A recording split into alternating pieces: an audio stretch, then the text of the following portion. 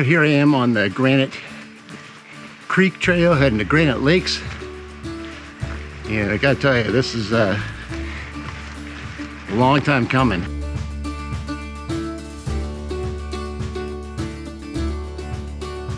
Had a few injuries and a few health mishaps. Oh wow, look at that tree. Isn't that amazing? Yeah, I had some things that kind of put me on the sideline, but mainly it was kind of a lot of mental and so actually packing up the pack, grabbing some new gear, just getting out. This is just what I need, but it was so hard to get what I needed, and I had a lot of things going on and a lot of changes and all kinds of, just loving these trees. There's a lot of things that just kind of was keeping me from doing it. But of course, now that I'm on the trail and heading to a really cool destination, of course everything's fine, everything's great. So I don't know if anybody else is kind of dealing with this same situation, but it can happen.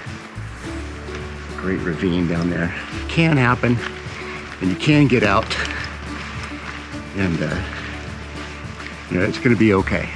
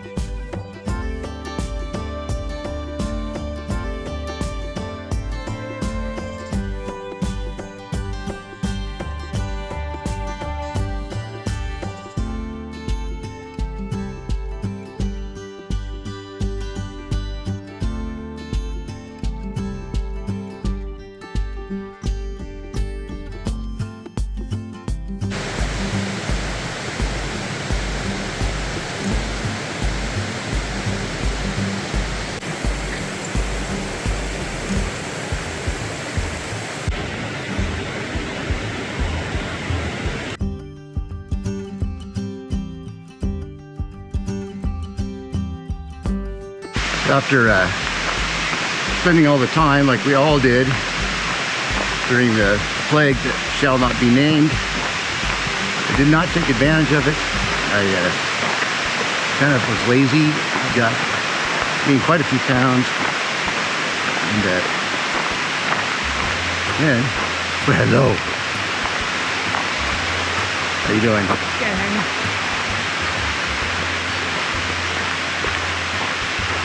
I gained quite a few pounds, and it was just kind of losing my motivation and wasn't doing a lot of videos, and I guess that happens. You get a little bit of YouTube burnout, but I was still working on things, and actually went and got my Part 107 professional drone license. So that's how I knew I was actually flying my drone legally up here, which is really hard to do. I know the state of Washington, most of the national forest covers everything, but it doesn't really cover this little corridor. And so I thought I'd take advantage of it, and it turned out great.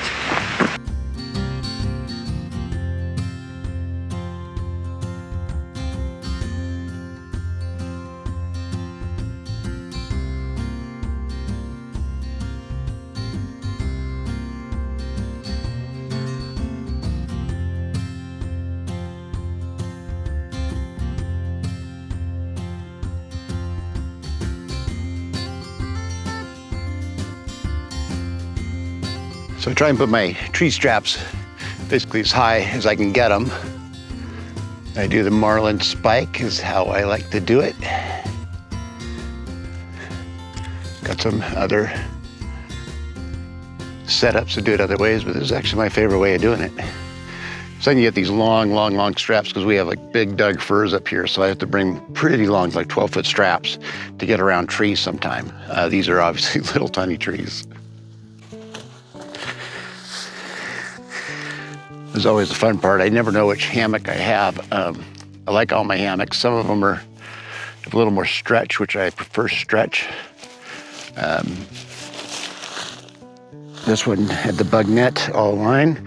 See, I'm using the 1/8" am steel on this particular one, which gives me plenty of leeway as far as strength. You know, yes, this is the, I forgot what they call it, but it's the breathable one. Do some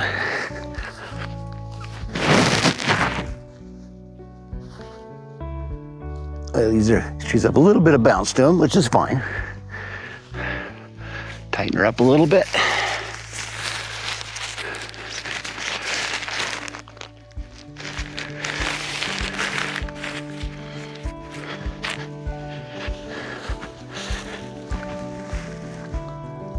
There we go. This is one of the beauties of doing this 1/8" am steel is I can really put the tension on it, and it's not even going to budge.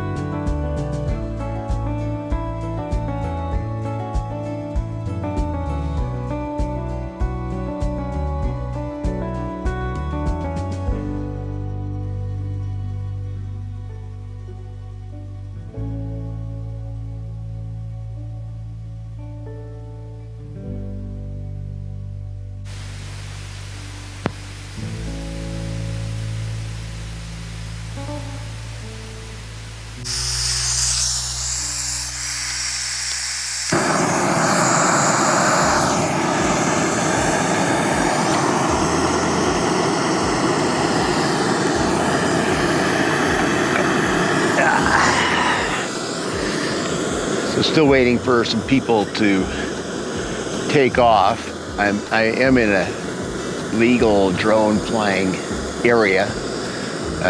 Checked it with the FAA. It's one of the few areas where you can come up into the mountains and do drone work, but I still would rather not bother anybody, so I'm just waiting for the last couple people to leave. And so if anybody's wondering if this is illegal to fly the drone, it's not. So this is I'll check with the FAA. So I've decided to have just your good old-fashioned mountain house spaghetti with meat sauce, and I'm going to follow that up with a little dessert later on. But